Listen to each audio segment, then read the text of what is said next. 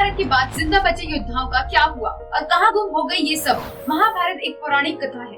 महाभारत युद्ध भारत की भूमि कुरुक्षेत्र में लड़ा गया था। इस युद्ध में कौरवों और पांडवों को मिलाकर कुल 18 अक्षौहिणी सेनाएं थी, जिनमें कौरवों की 11 और पांडवों की 7 अक्षौहिणी सेनाएं थी। ये युद्ध 18 दिनों तक चला, जिसमें दोनों तरफ के ज्यादातर लोग मारे गए। कहते हैं इस युद्ध के प्रमुख सूत्रधार भी 18 थे और इस युद्ध में कुल 18 योद्धा ही जीवित बचे थे। लेकिन प्रश्न ये उठता है कि बचे हुए 18 योद्धा कौन थे और महाभारत के बाद इन योद्धाओं का क्या हुआ, कि कहां चले गए। तो आइए जानते हैं बच गए 18 योद्धाओं के बारे में। लेकिन उससे पहले आप हमारे चैनल को सब्सक्राइब जरूर कर दें, बेल आइकॉन को भी दबा दें ताकि आपको हमारी आने वाली नई वीडियोस की नोटिफिकेशंस मिलती रहे। फुल इन्फॉर्मेशन के लिए वीडियो के लास्ट तक बने रहें। महाभारत युद्ध की समाप्ति के बाद कृतवर्मा, कृपाचार्य, अश्वत्थामा, युयुत्सु, युधिष्ठिर, अर्जुन, भीम, नकुल, सहदेव, श्री कृष्ण, सत्यकी और इनके अलावा धृतराष्ट्र, गांधारी, विदुर, संजय, द्रौपदी, बलराम और स्वयं प्रभु श्री कृष्ण और उनकी पत्नियां ये सभी जीवित थे। महाभारत युद्ध में बच गए कृपाचार्य युद्ध में कौरवों की तरफ से लड़े थे। उन्हें चिरंजीवी रहने का वरदान प्राप्त था, इसलिए माना जाता है कि वो आज भी जीवित है।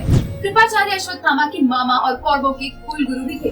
अश्वत्थामा भी कौरवों की तरफ से लड़े थे। ये गुरु द्रोणाचार्य के पुत्र और कृपाचार्य की बहन कृपि के पुत्र थे, जो शिव जी के वरदान स्वरूप यज्ञ की अग्नि से प्रकट हुए थे। अश्वत्थामा के मस्तक पे एक मणि थी, जो उसे हर मुसीबत और दुश्मन से बचाती थी। मणि के कारण उसे कोई मार नहीं सकता था। अपने पिता की मृत्यु का समाचार सुनकर अश्वत्थामा ने क्रोध में आकर ब्रह्मास्त्र का प्रयोग कर दिया, जिससे युद्ध भूमि शमशान भूमि में बदल गई। ये देखकर कृष्ण जी ने उन्हें 3000 सालों तक कोढ़ी के रूप में जीवित रहने का श्राप दे दिया। माना जाता है कि अपने घावों के साथ अश्वत्थामा आज भी जीवित है। कृतवर्मा यादव वंश के थे और ये कौरव पक्ष के अतिरथी योद्धा भी थे। मथुरा पे आक्रमण के समय श्री कृष्ण ने कृतवर्मा को पूर्वी द्वार की रक्षा का भार सौंपा था। श्राप के चलते यादवों के युद्ध में वो भी मारे गए थे। सात्यकी ने कृतवर्मा का सिर धड़ से अलग कर दिया था और स्वयं सात्यकी भी उसी लड़ाई में मारे गए थे।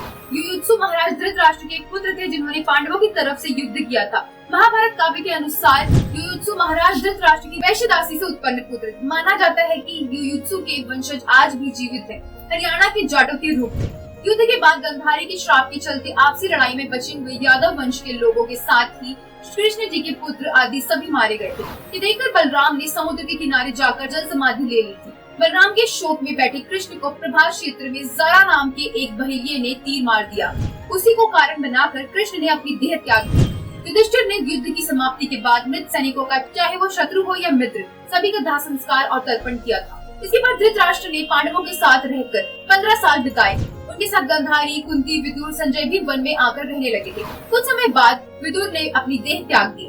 फिर एक दिन जब धृतराष्ट्र और बाकी लोग गंगा स्नान करके आश्रम वापस आ रहे थे, तभी उस वन में भयंकर आग लग गई। अत्यंत कमजोरी की वजह से भाग पाने में असमर्थ धृतराष्ट्र, गंधारी और कुंती ने उसी अग्नि में प्राण त्यागने का विचार करके एकाग्रचित होकर वहीं बैठ गए और अपने प्राण त्याग दिए। संजय ने ये बात जाकर पांडवों और बाकी बचे लोगों को बताई और वो खुद हिमालय पे तपस्या करने चले गए। युधिष्ठिर ने सभी का विधि पूर्वक श्राद्ध कर्म करवाया और सबकी आत्मा की शांति के लिए दान दक्षिणा देकर सभी संस्कार पूरे किए। इसके बाद कई वर्षों तक राज्य सुख भोगने के बाद पांचों पांडव और द्रौपदी ने स्वर्ग के लिए प्रस्थान किया। इस वीडियो में दी गई सारी इन्फॉर्मेशन इंटरनेट से ली गई है, इसमें अपनी तरफ से कुछ भी नया नहीं जोड़ा गया है। महाभारत के इन योद्धाओं में आपको किसका चरित्र सबसे ज्यादा पसंद है और क्यों, हमें कमेंट बॉक्स में जरूर बताएं। महाभारत के बारे में दी गई ये इन्फॉर्मेशन अपने फ्रेंड्स और रिलेटिव्स को शेयर करें ताकि हिंदू धर्म को मानने वालों को ये इन्फॉर्मेशन पता चल सके। वीडियो को लाइक जरूर करें। हमारे फेसबुक पेज को लाइक और फॉलो करना बिल्कुल ना भूलें। धन्यवाद।